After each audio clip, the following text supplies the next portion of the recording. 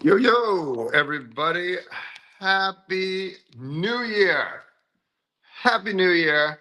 I'm excited to be back in the clinic. This is my first day back. I took 2 weeks off.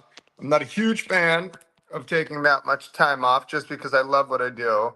But I am back. Um, so, okay. So I have been teaching for over a decade. Okay.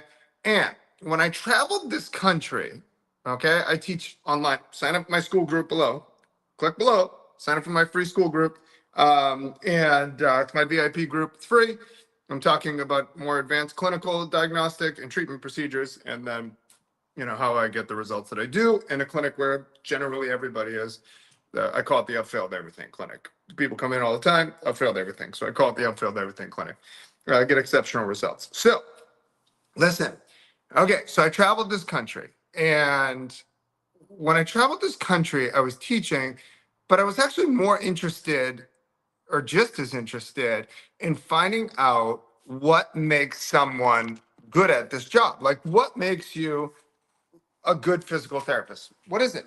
Is it where you went to school? Is it you have a high IQ? Like, what makes somebody good at this job? Because if I could figure that out, then I believe I could, my thought process at the time is if I could figure that out, then I could help people become that. You know what I'm saying?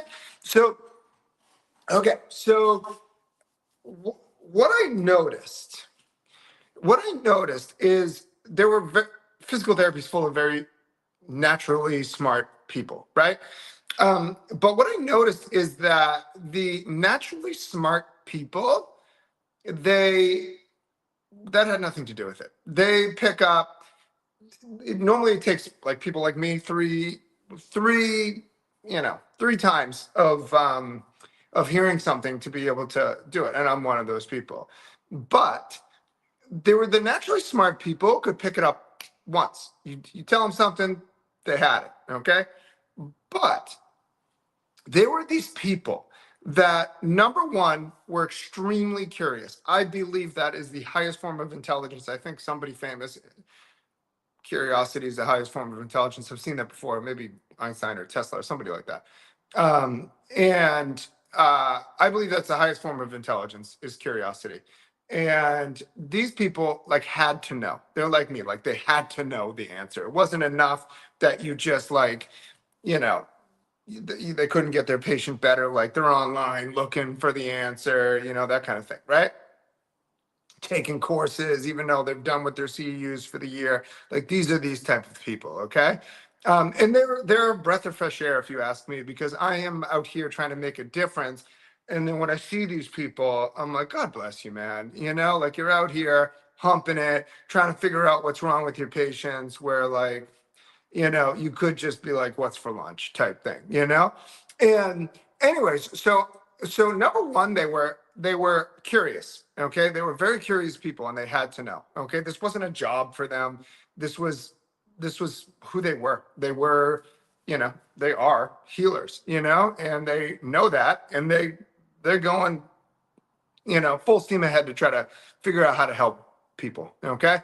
Now, the other thing that all these people had in common is they could tolerate unconventional ways of thinking. So most people, not my opinion, just this, most people are in the box, right? Like this is what they taught us in school, and I've watched it for years. Most people can tolerate 3 to 5% change over the course of their career without feeling too uncomfortable in the clinic, and regardless of the results, it just is. But these people knew my methods, right? I'm unconventional. A lot of stuff's conventional, like my orthopedic protocol is pretty conventional, but a lot of my stuff is unconventional, right? But I mean, the reason why it's gone viral is because people are finding it extremely useful. So okay, so number one, no, so they can tolerate unconventional ways of thinking. Okay, They knew my methods. They knew Tom DeLonzo Baker's methods. They knew John Imes' methods. They knew John Barnes' methods, right? And they they were gonna get the person out of pain. Okay, they're in their patients. They were gonna get the person out of pain. It wasn't if they get the person out of pain. It's when they get their patients out of pain. They weren't worried about it, type thing. Which you know, which is awesome. Like that, to me, that's awesome. And they would come up to me during breaks, and they would be like, "Hey, Ryan, I got this patient. It's not getting better. Back pain. What can I do about it?" And they were taking the time when everybody was at lunch to come up to me because they were concerned about their patient. Everybody cares about their patients, but these people had an extra gear in them. They had to know. And when you have to know something, you figure it out. People are like, "Ryan, how'd you figure all this out?" Right? You know? Everything that you've done, how'd you do it? And I'm like, well, I'm not smarter than anybody.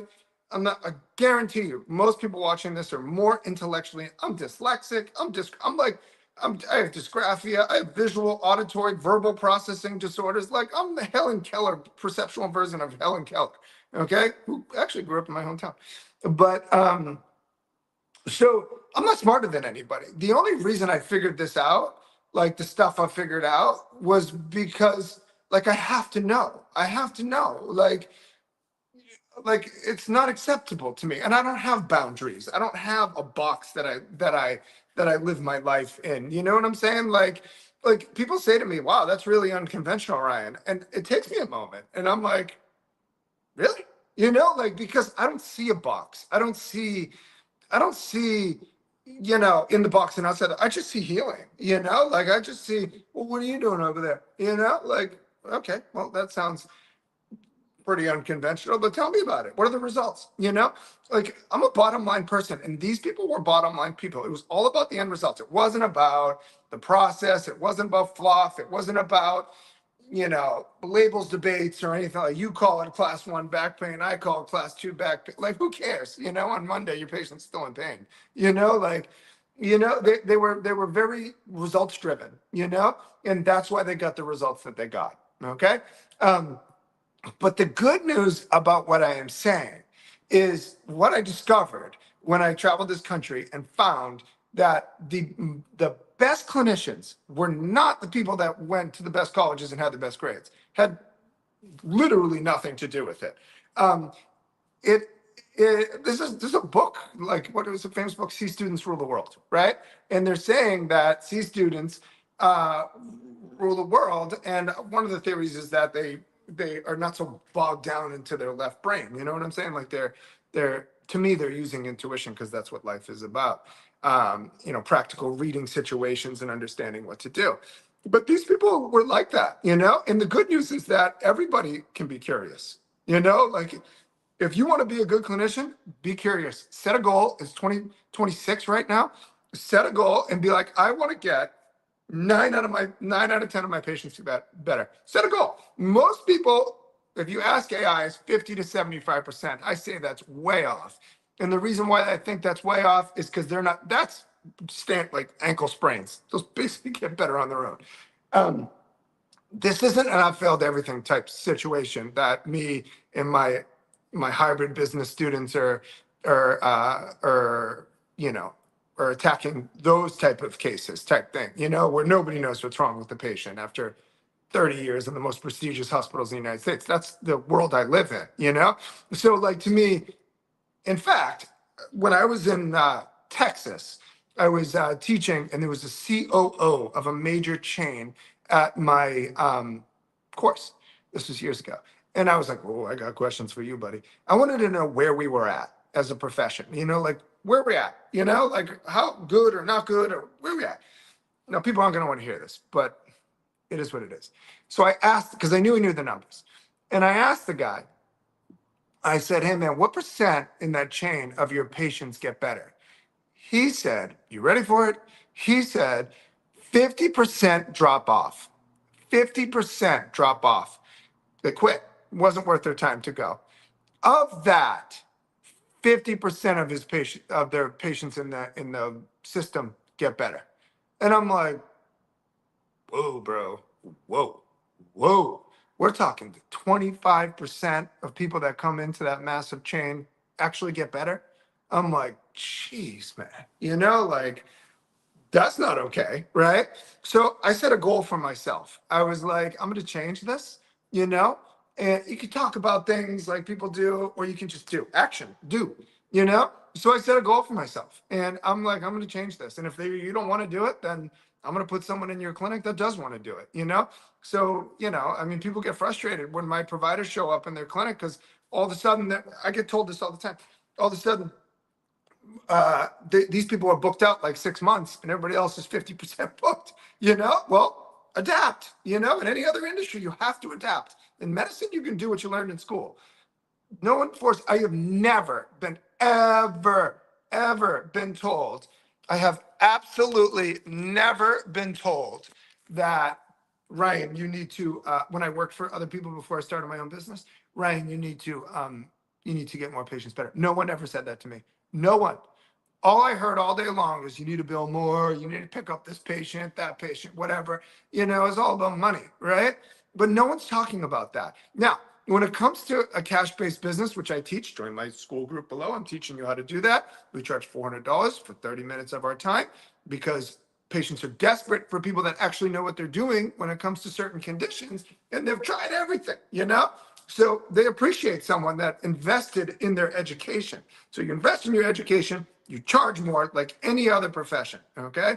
If you're a good lawyer, then you charge more. That's how, if you win all your cases, you win all your cases and you charge accordingly, right?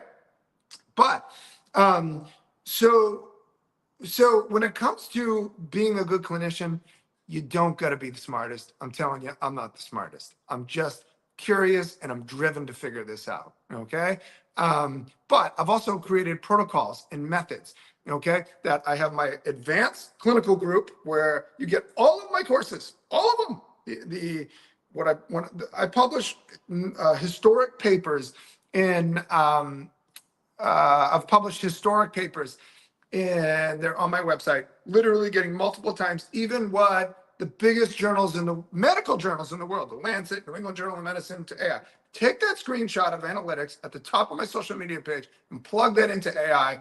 And it told me that you published literally historic papers, not in the field of orthopedics, in medicine in general. Okay. I published protocols. People ask me, Ryan, did you know that was gonna, did you think that, were you surprised that your papers went viral like that and continue to go viral, years after publication? I'm like, no, I expected it. I knew what those protocols were when I did that. I've been using them for 15 years, like this isn't complex to me. Yeah, do people give me a run for the money? Can I fix everything? No. But like generally, I just use my protocols. So if you want to take your game to the next level, join that group. It's 2026. Let's get results. 2026, go below, join my free school group, and then you can hang out in my free school group where I teach in there. But you can also go to my advanced clinical mentorship where I give you all of my courses. Okay, you have 3 months monthly payment. Okay, and then I have my cash-based hybrid business clinical group. Now, results drive revenue. Results drive revenue. People all have these fancy sales techniques to get people to sign up with them. I don't have sales techniques. I get results. Get my patients out of pain. Literally on the top of my ad, it says, if I can't provide relief on your first visit, you don't have to pay for it. Okay?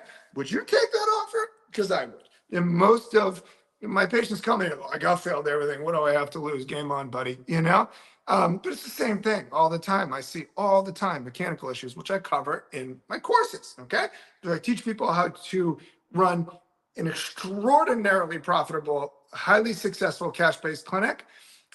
But I also teach people the clinical part as well. So you have the hybrid clinical business mentorship at $400 a half hour. And then if you're not an entrepreneur, good for you. I want to help you get the best results that you can. And then I have my advanced clinical mentorship with live weekly teachings, et cetera, okay, with all my courses, okay? So, but if you do want to set up a clinic, I work with you one-on-one. We meet bi-weekly and we set goals and we get these clinics off the ground and I mentor you clinically and business-wise, okay? Other than that, I love you all. It's time to get rocking. It's 2026. I'm excited to be back in the clinic. Love you all. Peace.